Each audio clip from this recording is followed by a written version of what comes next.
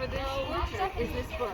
And I want to clarify that there are so many ways to plant a tree, right? You go to a nursery and they'll say, oh, you do this, oh, you do that. But this is the book that we're going to use. There's many, many ways to plant a tree, but the thing that we're trying to do is work with nature as much as possible, right? No synthetic pesticides, no synthetic herbicides.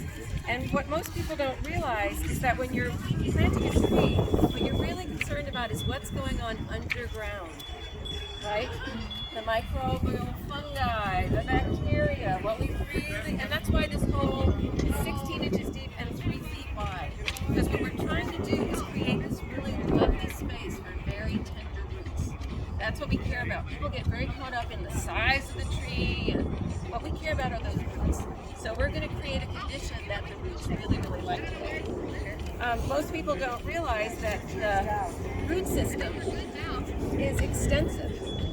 And it's really extensive at the top of the soil, the top 12 inches. The majority of the roots are really there, and these are tiny roots, baby roots.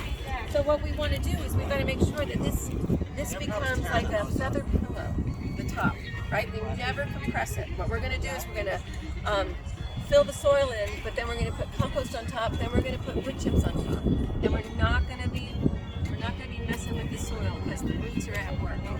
So what we did was we chose to get, I'm gonna go over here, bare root trees. And so now when you go to a nursery, typically what you do when you go to a nursery is that you'll find a container, right? And I used to do this too. I get so excited. It's like, oh my gosh, a tall tree, and it's even leafing out, and oh my gosh, it has fruit on it. That's the worst thing you can buy. That's the worst thing you can buy. Because ideally, you're planting your fruit trees when it's cold, when the trees are dormant. So we're a little bit late because of the weather events and other things.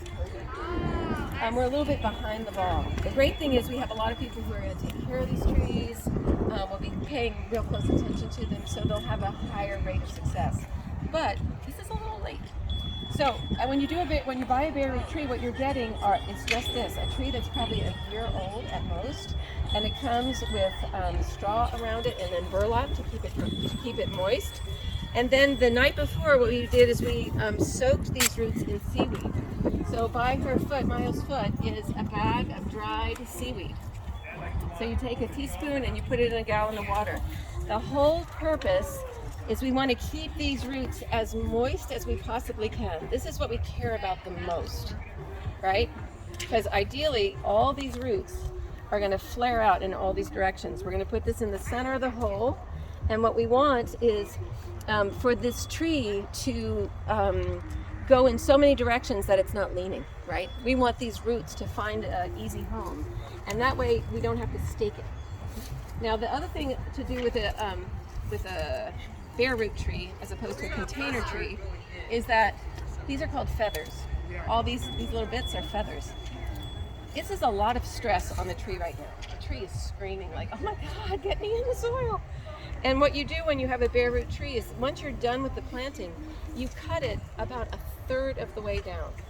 And what that does is it tells the tree to start putting out your energy into the roots. And also what it does is it helps you shape the tree. If you go to a professional or a commercial orchard, what you'll find is that the crotch of a tree is really low, really, really low. You know, typically when you go to someone's backyard, it's kind of tall and arching. If you're harvesting fruit, you want it low, right? And you're going to continue to cut your tree when it's dormant in the coming years. You're going to shape it so it doesn't take off.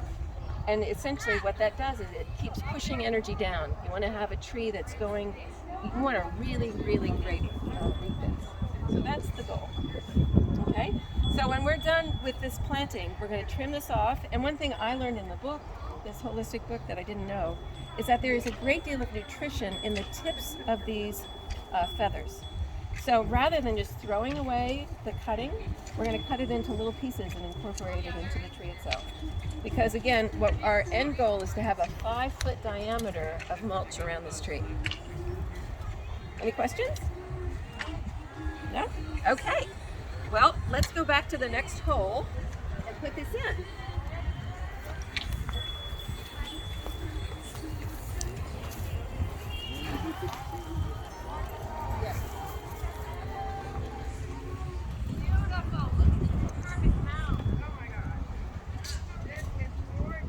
is so knowledgeable.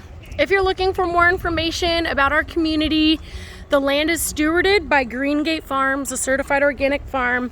And the educational arm is called the New Farm Institute. And you are looking out right now on the first phase of Village Farm Tiny Home Community, facing our beautiful certified organic farm and soon to be fruit orchard. Whoop whoop. Thanks y'all. That's villagefarmaustin.com. Find us on Facebook, Instagram, YouTube, and be sure to visit. You can see our community in person here in Austin, Texas, 8207 Canoga Avenue, Austin, Texas. Thanks y'all.